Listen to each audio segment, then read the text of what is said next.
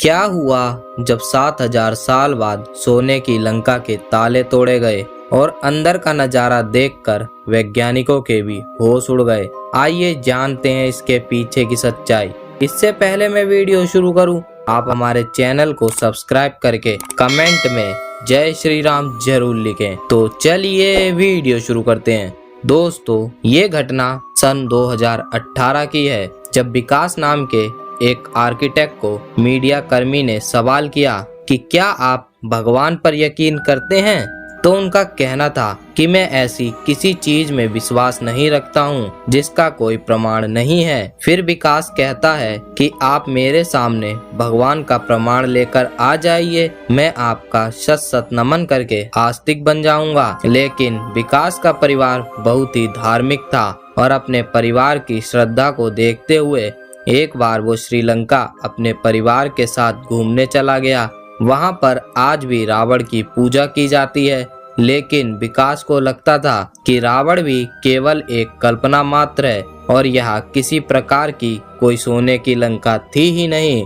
थोड़े समय बाद वे लोग अशोक वाटिका पहुँचे और वहाँ पर अच्छी तरह से एक्सप्लोर करने लगे। वहाँ पर मौजूद एक दिव्य साधु महाराज ने विकास के भ्रम को दूर करने के लिए उन्हें एक नक्शा दिया और कहा कि अगर तुमने इस नक्शे का पता ढूंढ लिया तो तुम्हारे सारे भ्रम टूट जाएंगे। विकास एक आर्किटेक्ट था, ऐसे में इस नक्शे के प्रति उन्होंने बहुत दिलचस्पी दिखाई और उस नक्शे में सबसे पहले जिस गुफा का वर्णन किया गया था वह उसे ढूंढने के लिए निकल पड़े और थोड़ी बहुत मशक्कत करने के बाद वे आखिरकार उस गुफा तक पहुंच गए। लेकिन वो गुफा जंगली इलाके में पानी के अंदर मौजूद थी, लेकिन वो सच का पता लगाना चाहता था, हर कीमत में सच को बाहर लाना चाहता था। तो वह उस पानी के अंदर गुफा में चला जाता है। गुफा के अंदर एक ऐसी जगह पर पहुंचे जहां पर 3 रास्ते बने हुए थे,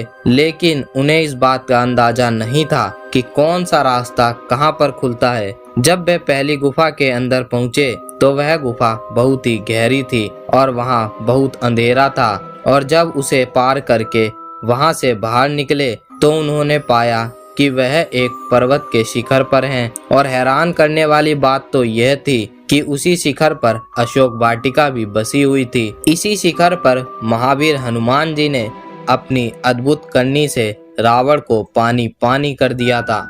इस स्थान पर घटित घटनाओं के आधार पर ही पवित्र रामायण में इस खंड को सुंदरकांड के नाम से जाना जाता है।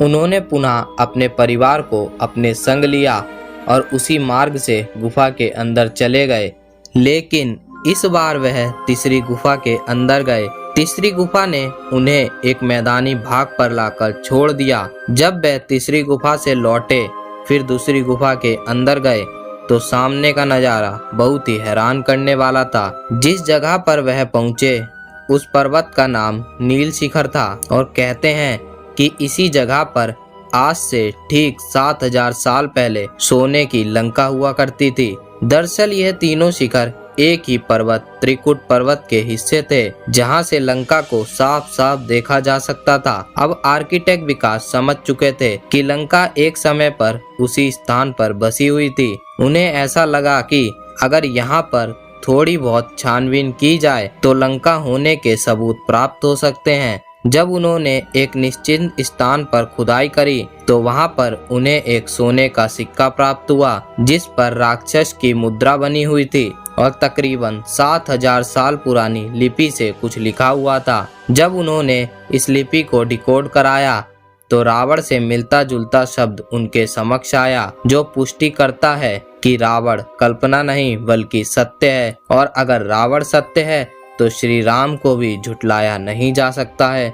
अब विकास हैरान हो गया। इतना बड़ा प्रमाण पाकर वे साधु महाराज के चरणों में गिर गया और पूरी तरह से आस्तिक बनकर रोजाना राम नाम का जाप करने लगा। इस घटना को लेकर आपके क्या विचार हैं, हमें कमेंट में जरूर बताएं और हमारे चैनल को भी सब्सक्राइब जरूर करें। तो इसी के साथ मिलते हैं नेक्स्ट वीडियो में।